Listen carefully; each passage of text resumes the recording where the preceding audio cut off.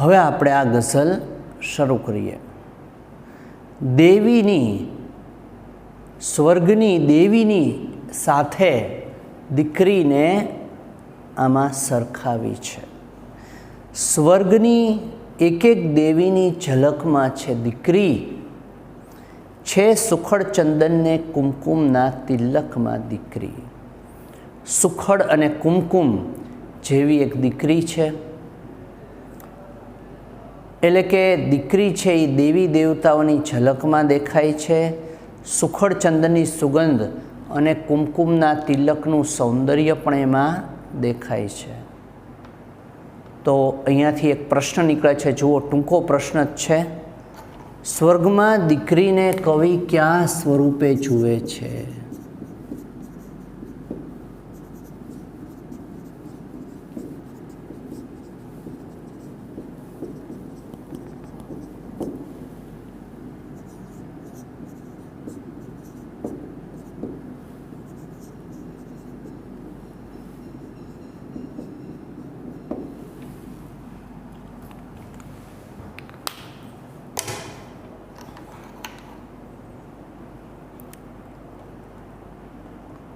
સ્નેહનું ઝરણું એનું જ આ પરિણામ છે। આ એક પ્રકારના સ્નેહનું ઝરણું છે। દીકરી વાલનો દરિયો, દીકરી સ્નેહનું ઝરણું। સ્નેહનું ઝરણું એનું જ આ પરિણામ છે, કોતરે છે કોઈ વર્ષોથી ખડકમાં દીકરી। જેવી રીતે પથ્થર છે એમાં જ એક સુંદર શિલ્પ તૈયાર થાય, એવી જ રીતે સ્નેહને કારણે એક દીકરીને જાણે પથ્થરમાં કોઈ સુંદર પ્રતિમા કોતરતા હોય એમ કોઈ દીકરીનું ઘડતર કરી રહ્યું છે।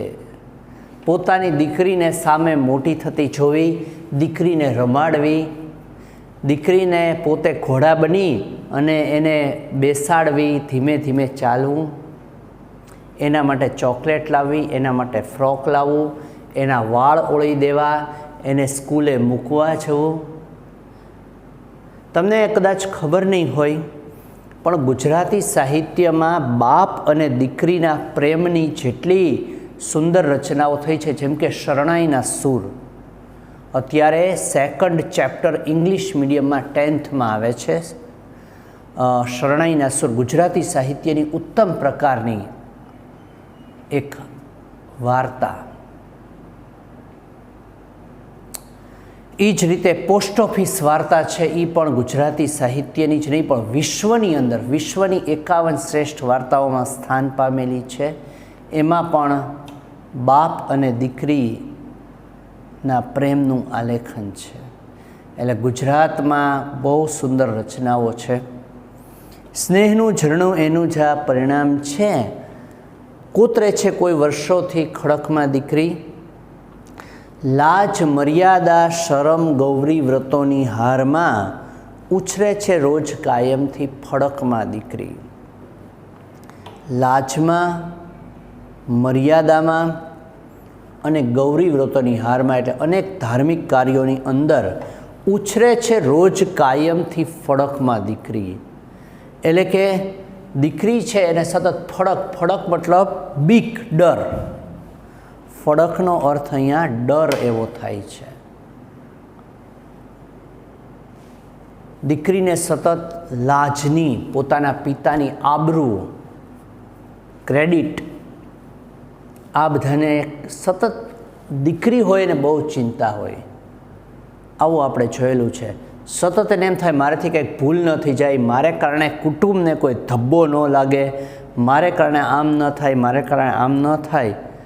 આવી બધી ફડકની અંદર, આવા ડરની અંદર દીકરી સતત ઉછરતી રહે છે। ઉછરે છે રોજ કાયમ ફડકમાં દીકરી, એમ કવિ શા માટે કહે છે? એટલે કે દીકરા જેટલી સ્વતંત્રતા દીકરીઓને મળતી નહોતી, આ પહેલાંની વાત છે, અને એને કારણે ભયથી અને ડરથી સતત જીવતી હોય છે। બહુ સુંદર મજાનો ત્રીજો શેર છે, જે શિરે હું હાથ ફેરવતો હવે એ હાથ દે। વિસ્તરે છે એમ સમજણના ફલકમાં દીકરી, જે શિરે હું હાથ ફેરવતો, હું જે માથા ઉપર હાથ ફેરવતો હતો, હવે હાથ દે, હવે એ હાથ આપે છે. જે માથા ઉપર હું હાથ ફેરવતો એ હવે હું વૃદ્ધ થઈ ગયો છું. એ છોકરી જ્યારે નાની હતી ત્યારે એના માથા ઉપર હું હાથ ફેરવતો, હવે જ્યારે હું વૃદ્ધ થયો છું ત્યારે આ જ દીકરી મને હાથ આપે છે. વિસ્તરે છે એમ સમજણના ફલકમાં દીકરી. એવી રીતે આ દીકરી છે એ સમજણમાં સમજણી થઈને વિસ્તરે છે આ દીકરી. એટલે કે જેનેથી પોતે આશીર્વાદ આપતા, આશીષ આપતા, માથે હાથ રાખીને એ જ છોકરીની સમજદારી હવે છેક આકાશ સુધી ફેલાયેલી છે. એટલે કે પિતાને દીકરા કરતાં પણ દીકરીઓ વધારે પ્રેમ, માન, સન્માન અને સાથ સહકાર આપે છે એવું પણ અહીંયા કહેલું છે. અહીંયા પ્રશ્ન છે, દીકરીને હાથ દેવો અથવા તો દીકરીને માથે હાથ ફેરવવો અને દીકરી હાથ દે એમાં શો ફરક છે? આ પ્રશ્ન અગત્યનો છે, યાદ રાખજો.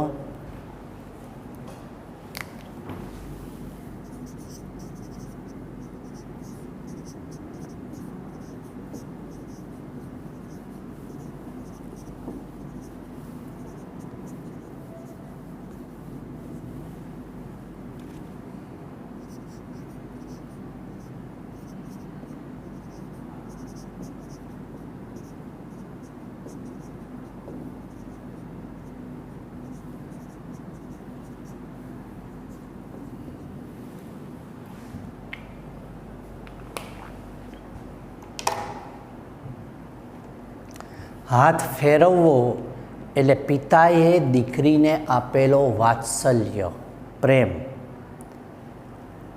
અને હાથ આપવો એટલે સમજપૂર્વક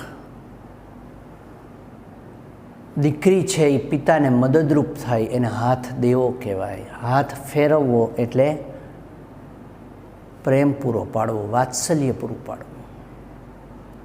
એક સરખા લાગતા શબ્દોના અર્થ અલગ અલગ છે. જે શિરે હું હાથ ફેરવતો હવે હાથ દે, એ દ્વારા કવિ શું કહે છે? તો આ જવાબ સાવ નજીકનો જ છે, આપણે હમણાં જ તે સમજાવ્યો એવો જ તે, પણ તમારે થોડોક વિસ્તારથી આમાં સમજી લેવાનો કે કવિ કહે છે કે દીકરી ખરેખર પ્રશંસનીય છે. પિતા જ્યારે એ નાની હતી ત્યારે એના શિર ઉપર, માથા ઉપર હાથ ફેરવતા અને વહાલ કરતા. પિતાને દીકરીથી છૂટા પડવાની એટલે કે વિદાયની ક્ષણ ખૂબ દુઃખદ લાગે છે, પણ પિતાને ક્યાં ખબર છે કે એ જ્યારે વૃદ્ધ થશે ત્યારે આ સમજુ દીકરી એને હાથ દેશે એટલે કે એને મદદરૂપ થશે. તો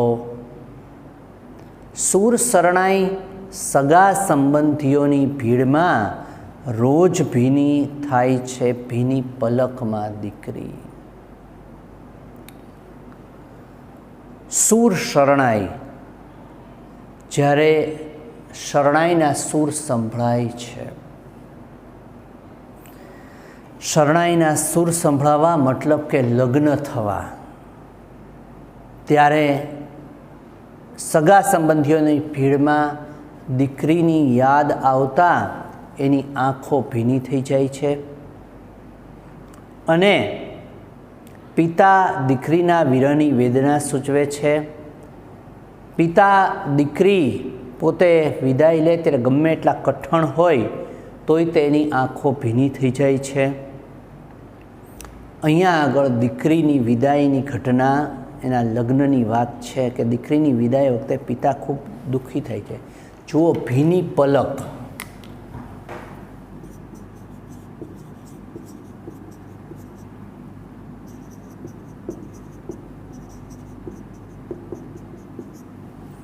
આ પલક કોઈ છોકરીનું નામ પણ હોય. ભીની પલક એટલે ભીંજાયેલી પલક, અને બીજું ભીની પલક, પલક એટલે આ ભાગ આપણે ભીની આંખો, રોયેલી આંખો એવો અર્થ પણ થાય. એક શબ્દ જ્યારે અનેક અર્થમાં આવે ત્યારે આ અલંકાર બને છે. પ્રશ્ન છે, સુર શરણાઈ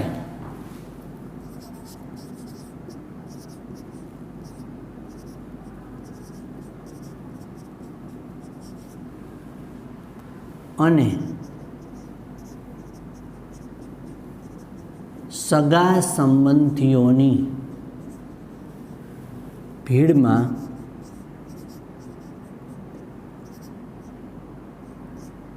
કવિ આ પંક્તિઓ દ્વારા શું કહે છે?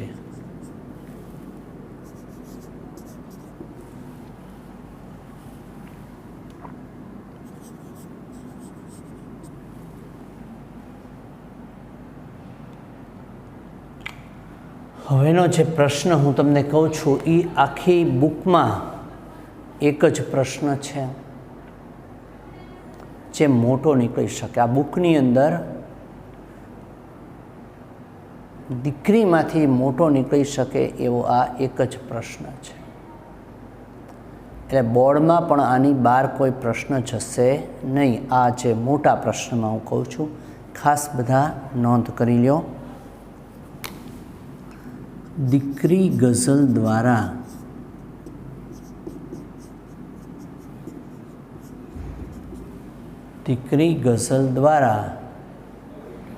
પિતા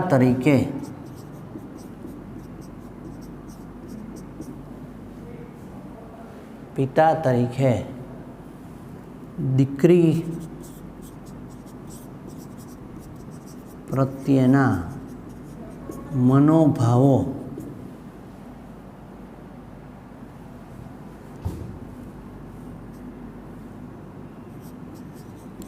વ્યક્ત થયા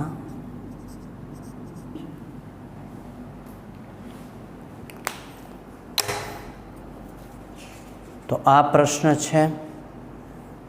એક પ્રશ્ન, જે શિરે હું હાથ ફેરવતો, આ ઉપર તો આ પ્રશ્ન છે જ તે,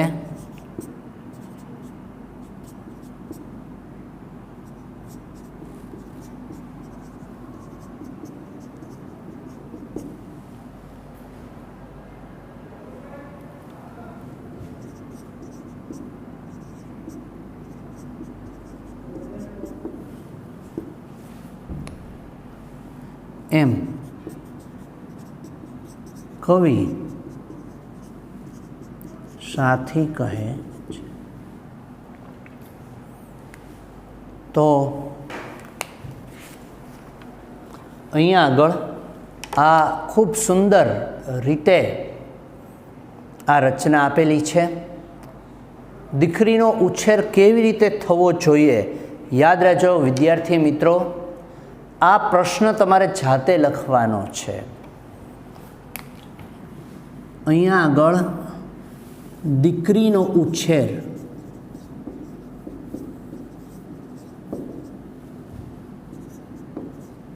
કઈ રીતે થવો જોઈએ,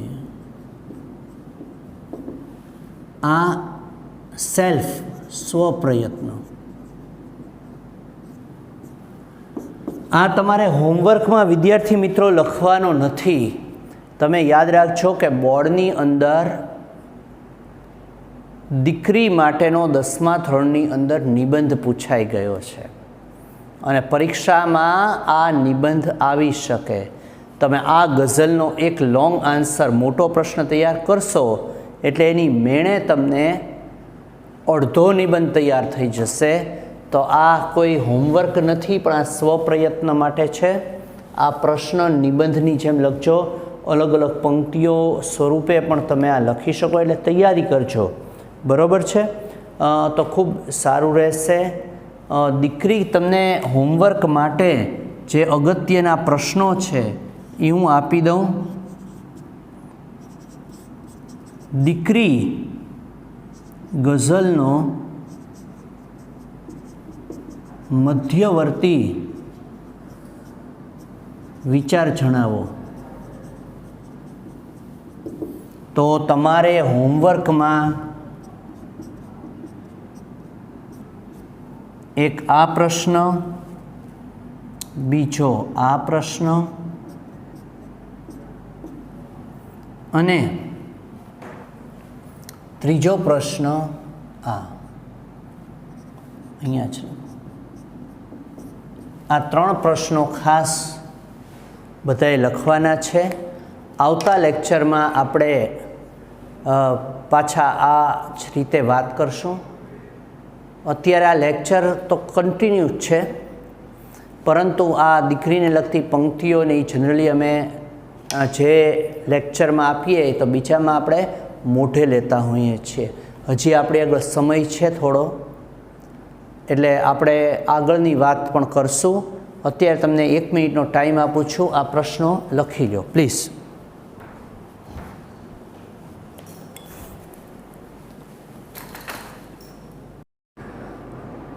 વાયરલ ઇન્ફેક્શન કૃતિ આપણે શરૂ કરીએ છીએ. ગુણવંત શાહ, તમને બહુ નવાઈ લાગે એવી વાત કે ભણાવવા માટે અને ખાસ કરીને લેખન માટે પોતાનું જીવન સમર્પિત કરનાર કોઈ વ્યક્તિ હોય તો રમેશ પારેખ પછી હતા ગુણવંત શાહ. એમણે પોતે જોબ છોડી દીધી, પ્રોફેસર તરીકેની નોકરી છોડી દીધી. અમેરિકાની મિશિગન યુનિવર્સિટીમાં પણ એમણે ભણાવેલું. ગુણવંત ભૂષણલાલ શાહ છે, એનું વતન સુરત જિલ્લાનું નાદેર. આ રાદેર નામનું જે ગામ છે, હવે એ આખો એરિયા બની ગયેલો છે, ત્યાં આગળ પોતે વસવાટ કરે છે. એણે 3 યુનિવર્સિટીઓ, અમેરિકાની મિશિગન યુનિવર્સિટી, દક્ષિણ ગુજરાત યુનિવર્સિટી અને મહારાજા સયાજીરાવ ગાયકવાડ યુનિવર્સિટીમાં પણ એમણે પ્રદાન આપેલું છે. એમના બહુ બધા જાણીતા, તમે અત્યારે ગુજરાતી ભાષાના સૌથી જે બેસ્ટ સેલર આપણે કહીએ એમાંના એક છે પોતે રણતો લીલાછમ, કાર્ડિયોગ્રામ, એ બધા એમના પુસ્તકોના નામ છે. એમણે બિલ્લો ટિલ્લો ટચ અને જાત ભણીની જાત્રા એ એમની આત્મકથા છે. એના લગતા ગાંધીના ચશ્મા, રામાયણ, માનવતાનું મહાકાવ્ય, મહાભારત, માનવ સ્વભાવનું મહાકાવ્ય, એ બધા એમના પુસ્તકોના નામ છે. અલગ અલગ પ્રકારના એના આ પુસ્તકો, દરેક વિષય, ખાસ કરીને અધ્યાત્મ ઉપર એમના લખાણો ખૂબ જાણીતા છે. એમણે ચિંતન ગ્રંથો લખ્યા છે. એને રણજીતરામ સુવર્ણચંદ્રક દર્શક એવોર્ડ મળેલો છે. જુઓ, રણજીતરામ એવોર્ડ આપણે યાદ રાખવાની જરૂરિયાત નથી, પરંતુ ખાસ કરીને દર્શક એવોર્ડ યાદ રાખવાનો. સાહિત્ય રત્ન એવોર્ડ અને પદ્મશ્રી, આ 3 એવોર્ડ જાણીતા છે. પરીક્ષાની અંદર ગુણવંત શાહને મળેલા એવોર્ડમાં 3 એવોર્ડ યાદ રાખજો: દર્શક, સાહિત્ય રત્ન અને પદ્મશ્રી. અત્યારની પરિસ્થિતિમાં આજનો આ જે નિબંધ છે એનો સાહિત્ય પ્રકાર નિબંધ.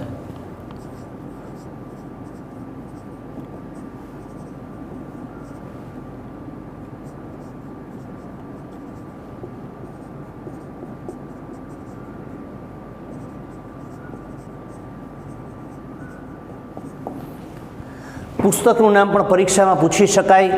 તમારે જોડકા જોડોમાં નિબંધ એટલે કે સાહિત્ય પ્રકાર પૂછાય. સર્જકનું નામ, આ પેપર સ્ટાઇલ છે હમણાં ચેન્જ થયેલી છે, એ પ્રમાણે તમારે આ રીતે પૂછાય. આ બધા બાબતો તમારે ખાસ આવરી લેવાની છે. તમને પાઠ ખાલી ભણવાનો નથી, આ પાઠ એટલો બધો ઇફેક્ટિવ છે કે અત્યારે જેટલી મહામારીઓ આવે છે, અત્યારે જેટલા રોગો છે, એ બધાની સામે કેમ લડવું અથવા તો આપણે કેવી રીતે તૈયારી રાખવી, એ બધી વાત પણ આ પાઠમાં છે. હકીકતમાં પુસ્તકનું નામ જ છે કે મરો ત્યાં સુધી જીવો, એટલે સારી જિંદગી જીવવા માટે આપણે કેવું જીવન જીવવું જોઈએ એનો એક ચિંતનાત્મક નિબંધ આજે આપણે ભણવાના છીએ. આ નિબંધમાં આપણા સમાજની અનેક મર્યાદાઓ તરફ આંગળી ચીંધેલી છે. આપણે આ ખાલી એવું નહીં વિચારવાનું કે આપણે આ પરીક્ષા માટે તૈયારી કરીએ છીએ, ખાલી એમ કે ભાઈ આપણે આ મોટો પ્રશ્ન પાકો કરી નાખ્યો, ગોખી નાખ્યો, આટલા માર્ક્સ આવી ગયા, એમ નહીં. પણ આપણે આ પાઠ અમુક આપણા જીવનમાં ઉતારતા જવાના છે. આપણે અહીંયા આરોગ્યની કાળજી ભારત દેશમાં બરોબર લેવાતી નથી એવી વાત છે. હઠીલા રોગો શરીરમાં ઘર કરી જાય છે. આપણે ત્યાં પહેલાં કહેવત હતી કે પહેલું સુખ તે જાતે નર્યા. આ કહેવત અત્યારે કોઈના જીવનમાં ઉતરતી નથી. કુટેવો અને આરોગ્ય એક સિક્કાની બે બાજુઓ છે. અહીંયા સફાઈનો મહિમા છે, ગુટકા, સિગરેટ અને આવા બધા અલગ અલગ વ્યસનોમાં ડૂબેલા માણસોની વાત છે. આ દુનિયામાં પ્રેમ તત્વ છે એ જ ખૂબ મહાન છે.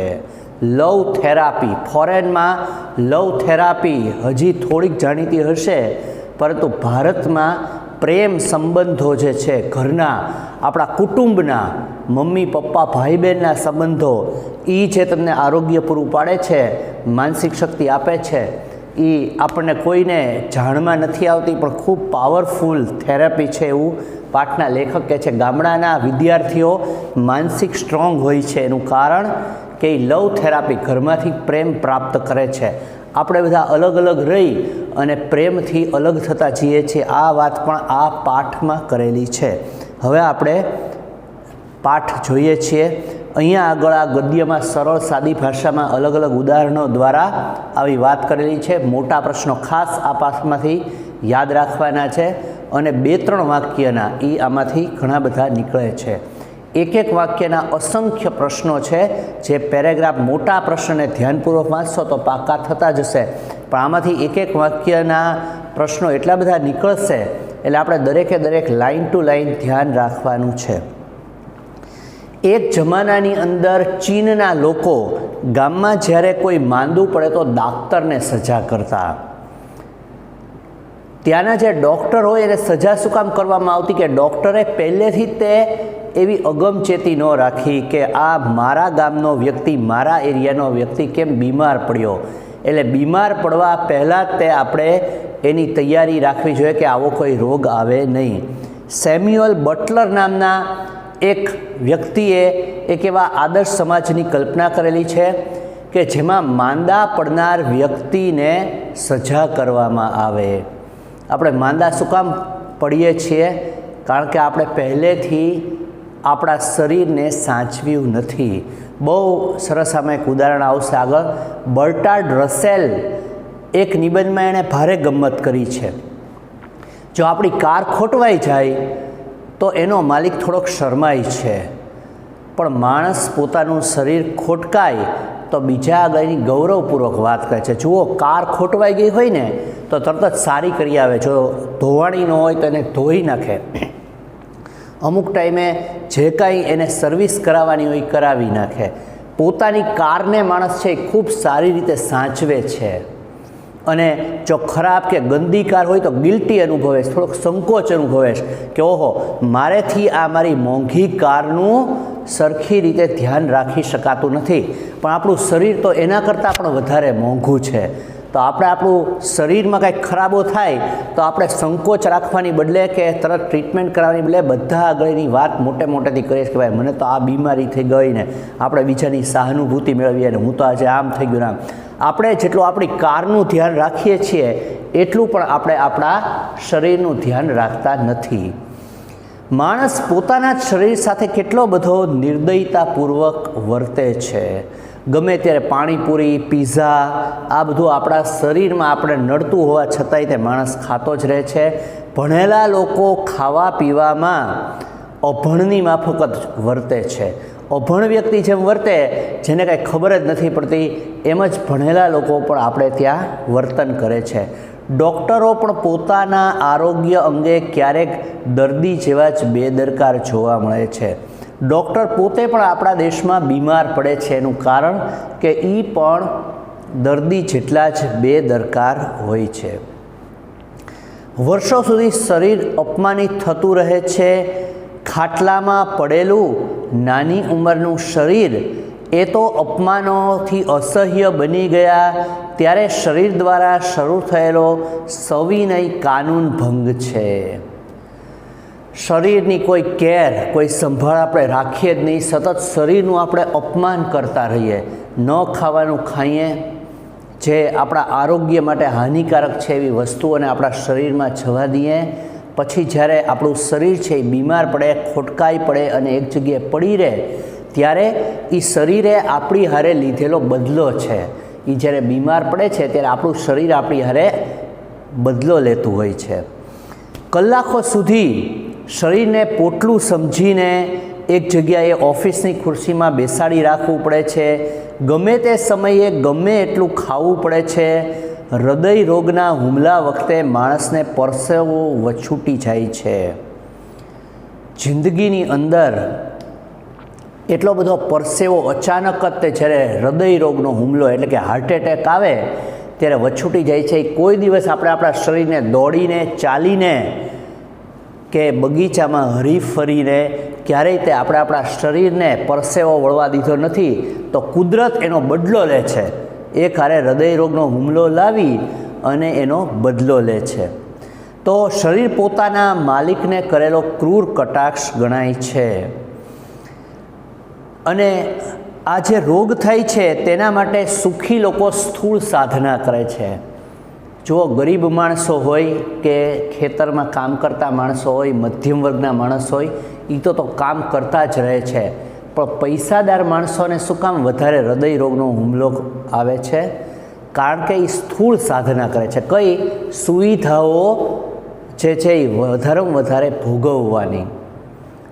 અત્યારે આપણે જોઈએ છીએ કે બધા મશીનો દ્વારા, પહેલાં છે કપડાં ધોવા માટે મહેનત કરવી પડતી તો વોશિંગ મશીન, હવે તો બ્રશ કરવા માટે પણ આખું એવું આવી ગયેલું છે વાઇબ્રેટર, બરાબર. તો આપણે હવે કાંઈ મહેનત કરતા જ નથી, મહેનતના કાર્ય કાંઈ નહીં. લેખક એમ કહે છે કે હૃદય રોગના હુમલા માટે શરીરમાં સાધના કરવી પડે છે. કેટલાય સમય સુધી કારણ વગર, કામ કર્યા વગર બેઠું રહેવું પડે છે. પૈસાદાર લોકો આવી એક સાધના કરે છે.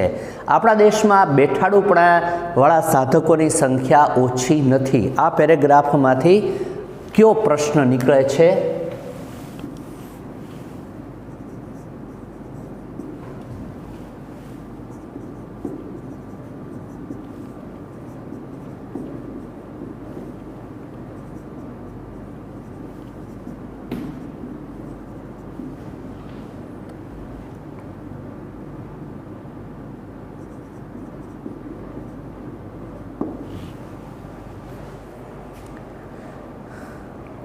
લેખકે કયો ક્રૂર કટાક્ષ કર્યો છે? આ પ્રશ્ન બીજી રીતે પણ પૂછી શકાય.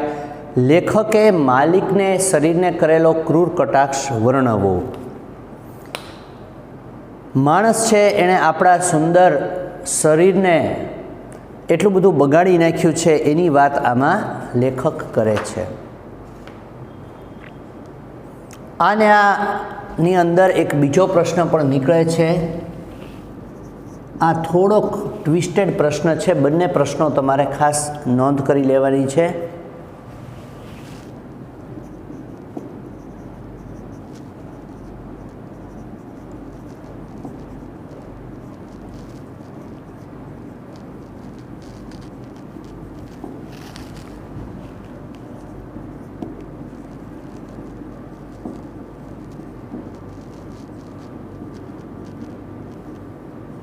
બેમાંથી આ એક નીચેનો પ્રશ્ન તમે ખાસ નોંધી લેજો, એ તમારે લખવાનો છે.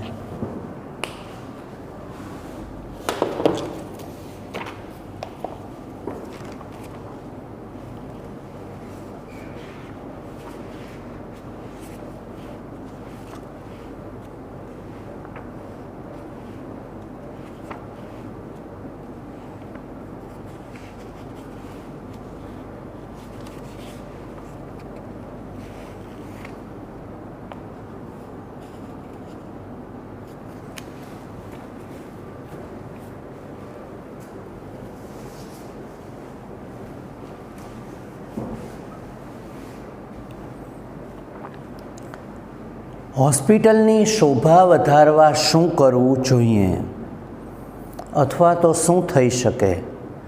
ઘણા ખરા ખાટલા ખાલી પડી રહે. ઘણા ખરા ખાટલા ખાલી પડી રહે એ જ તો હોસ્પિટલની ખરી શોભા ગણાય. બહુ ચકાચક હોસ્પિટલ છે, બહુ બધા બેડ ભરેલા છે, બહુ લોકો ઉમટી પડે છે, એ કાંઈ સારી વસ્તુ છે નહીં. જેટલા એના બેડ ખાલી એટલી હોસ્પિટલો વધારે સારી કહેવાય. એટલે તરત જ દર્દીને રજા આપી દેવામાં આવે, ઝડપથી ટ્રીટમેન્ટ કરવામાં આવે, એ હોસ્પિટલ સારી ગણાવી જોઈએ. માણસ ન છૂટકે ડૉક્ટર પાસે જાય તેમાં કશું ખોટું નથી. ખરેખર તો સંપૂર્ણપણે નિરોગી હોય તેવા માણસોએ નિયમિતપણે ડૉક્ટર પાસે જઈને લોહી, કાર્ડિયોગ્રામ અને બીજી બાબતોની ચકાસણી કરાવી લેવી જોઈએ. એક વ્યક્તિ મને એક હોસ્પિટલની અંદર અચાનક મળ્યા. બહુ વડીલ હતા, લગભગ 62 વર્ષના. બેંકમાં પોતે હતા અને પછી ભાવનગરની એક સ્કૂલમાં કાર્ય કરતા હતા. એટલે મેં એને જોયું કે આ તમે હાર્ટના જે ડૉક્ટર છે ભાવનગરમાં, એની પાસે શેના માટે, કાંઈ બીમાર છે? તો કે નહીં. મેં એક નિયમ રાખ્યો છે કે દર 4 મહિને એમને બતાવી જ દેવું અને આપણા લોહી, કાર્ડિયોગ્રામ એ બધું કઢાવી લેવાનું. થોડીક જે કાંઈ અપડાઉન, જે કાંઈ સૂચનાઓ હોય એ મેળવી લેવાની. બીમાર પડ્યા પછી ડૉક્ટર પાસે જવું એની કરતાં બીમાર જ ન પડીએ એવું કાર્ય કરવું એ ખૂબ સારી વસ્તુ છે. આપણે લોહી, કાર્ડિયોગ્રામ અને બીજી ઘણી બધી બાબતોની ચકાસણી કરાવી લેવી જોઈએ.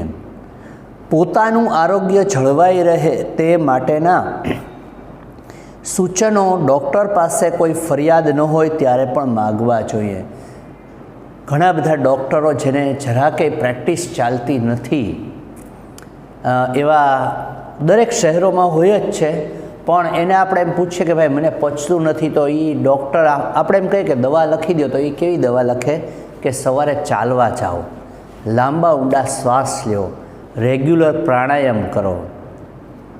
માણસોને અત્યારે ઝડપથી સાજા થઈ જાવ, ટીકડી લીધી અને ઊભા થઈ ગયા.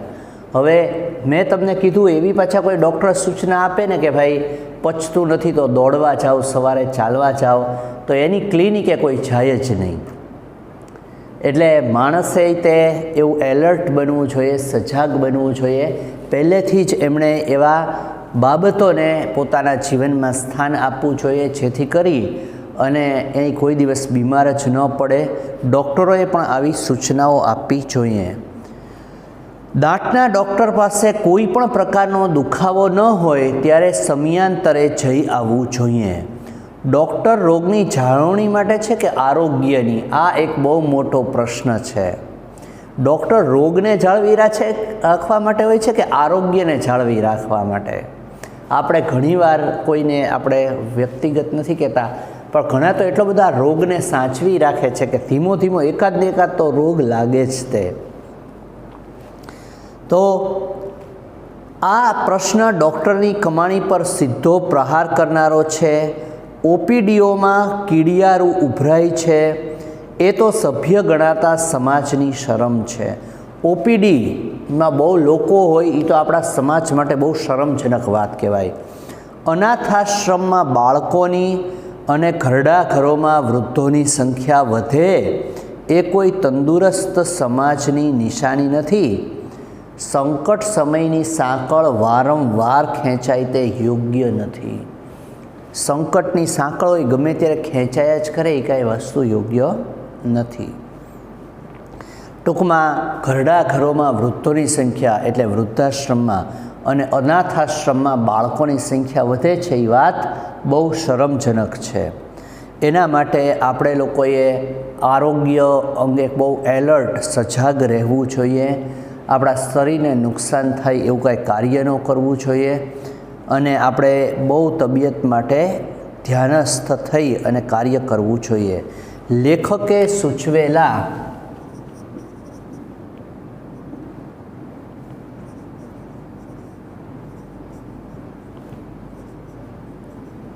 સામાજિક જાગૃતિના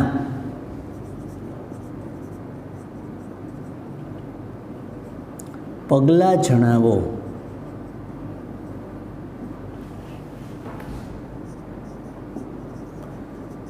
લેખકે કયા કયા પગલાંઓ લેવાનું કહ્યું છે અને આની કરતાં પણ એક બીજો પ્રશ્ન ખૂબ અગત્યનો છે.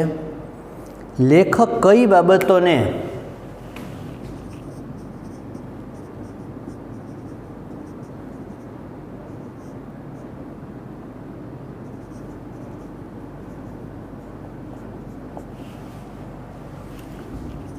તંદુરસ્ત સમાજની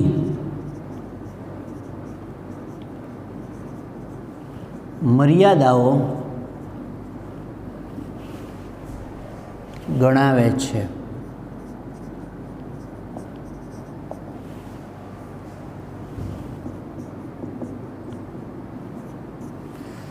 આપણે હોમવર્ક જેટલું બોર્ડ ઉપર લખવામાં આવે છે એ જ પ્રશ્નો તમારે નોટબુકમાં લખવાના છે, યાદ રાખજો. બીજા જે બોર્ડ ઉપર હોય એ પાકા તો કરતા જ જવાના, એના ફેર નોટમાં જ હોમવર્ક કરવાનું, જેથી તમારે જ્યારે પણ સ્કૂલ શરૂ થાય ત્યારે ડબલ મહેનત ન રહે, અલગથી ફેર નોટ બનાવી ન પડે. ઘણાને હજી શરૂઆત જ ન થઈ હોય તો હવે કરી નાખજો. કે ભારતની અંદર ગંદકી, ભારતમાં જે ગંદકી છે એના પ્રત્યે સૂગ હોવી જોઈએ એવી ઝાઝી જોવા મળતી નથી. ભારત દેશની અંદર ગંદકી માટે બહુ સૂગ ન જોવા મળે. કચરો પડ્યો હોય તો આપણે સાઈડમાં ફરીને ખાઈ લઈએ છીએ, જે કાંઈ ત્યાં નાસ્તો કરતા હોઈએ, બરાબર. શેમાંથી ઈયળ નીકળે કે કાંકરો નીકળે તો એને આપણે એકવાર હટાવીને બાકીનું ખાઈ લઈએ છીએ. ગંદકીથી બહુ જ આપણને ખલેલ પહોંચતી નથી. ગંદકીનો આટલો બધો સ્વીકાર આખી દુનિયામાં ક્યાંય જોવા મળતો નથી. ભારત દેશમાં હમણાં સ્વચ્છતા અભિયાન થોડા વર્ષોથી શરૂ છે, એ બહુ આનંદની વાત છે. પરંતુ અત્યાર સુધી ગંદકીનો સ્વીકાર આપણે ત્યાં જેટલો થયેલો છે, બાજુમાં નાળું જતું હોય ને આપણે જે નાસ્તો પાણી કરવાની આપણી ટેવ હોય છે, એ ગમે ત્યાં ગમે તે રીતે થૂકવું, કચરાનો ઘા કરવો, આ બધું આપણે બહુ આમ સામાન્ય હતું. ગંદકીથી ભારે ખલેલ પામનાર ભારતના સૌપ્રથમ સાધુ હતા સ્વામી વિવેકાનંદ.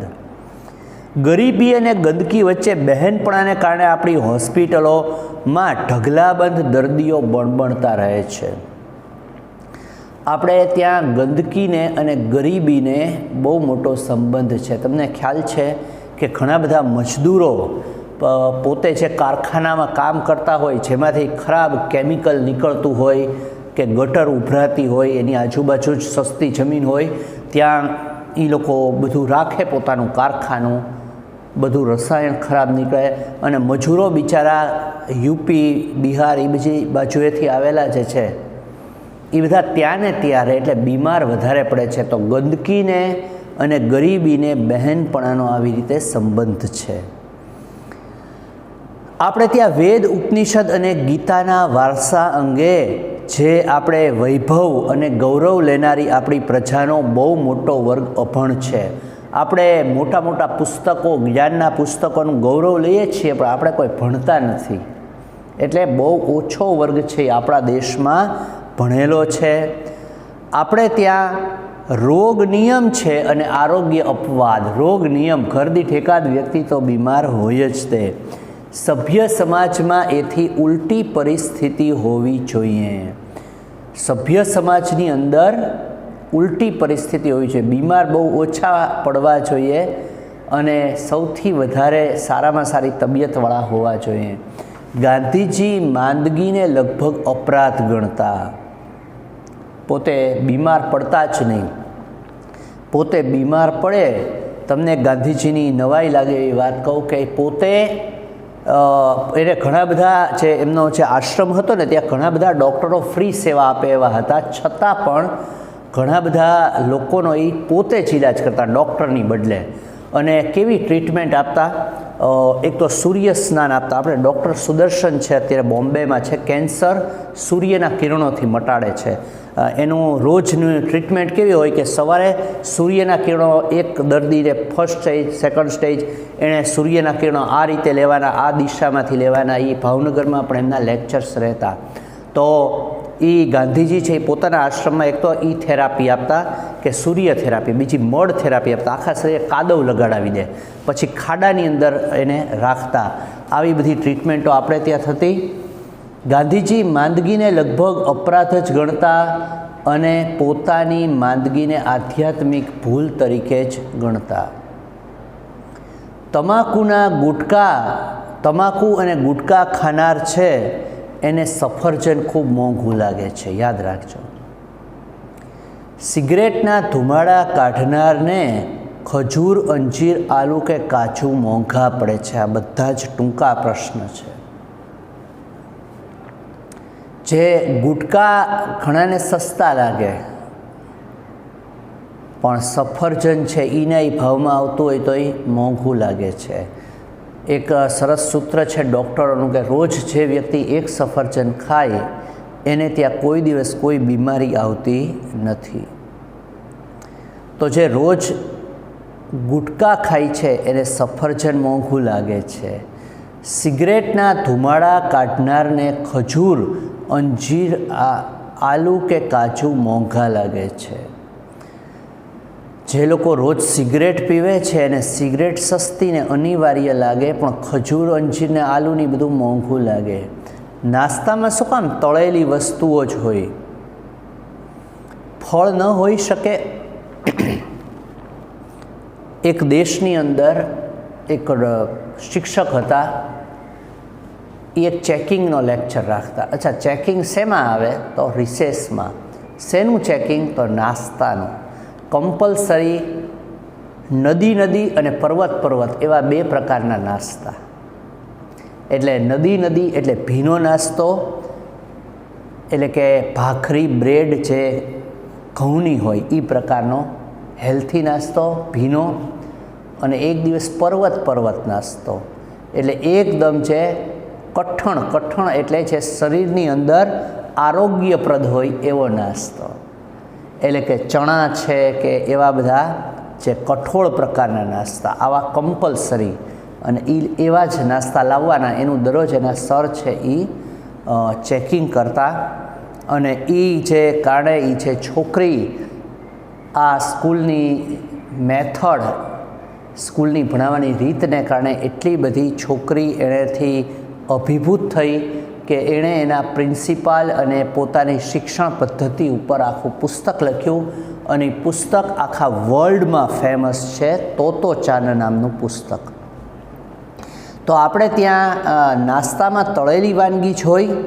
લગ્નના રિસેપ્શનમાં પાર્ટી આપનારનો, યજમાનનો પ્રેમાળ ઈરાદો જમવા આવેલા નરનારીઓના પેટની હાલત બગાડવાનો હોય એવો વહેમ પડે એવી સ્થિતિ છે. રિસેપ્શનની અંદર તો બહુ બધા વિરુદ્ધ આહાર બહુ હોય, આની હારે આ, આની હારે આ, એવી રીતે.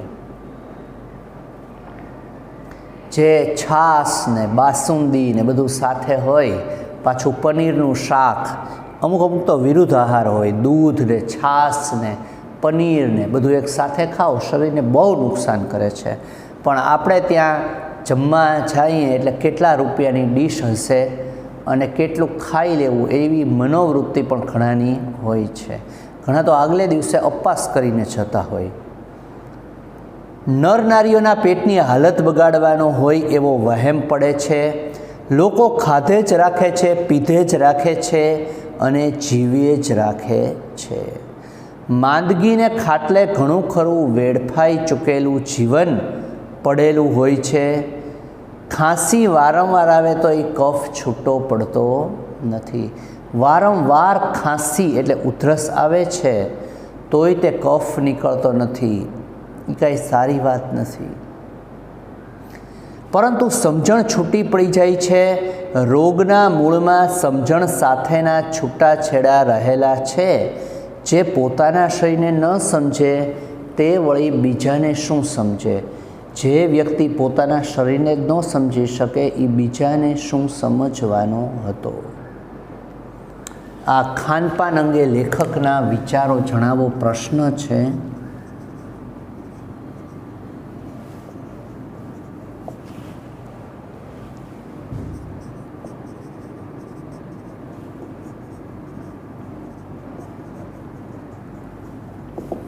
આપણે આ બે જ પ્રશ્નો વિદ્યાર્થી મિત્રો લખવાના છે. બાકીના પાકા કરજો, મટીરિયલમાં આપેલા જ છે. આપણે રેગ્યુલર આવી રીતે લખાણ કરતા રહેશું અને ભણાવતા રહેશું. બહુ સરસ તૈયારી કરો. આવતા લેક્ચરની અંદર મળીએ.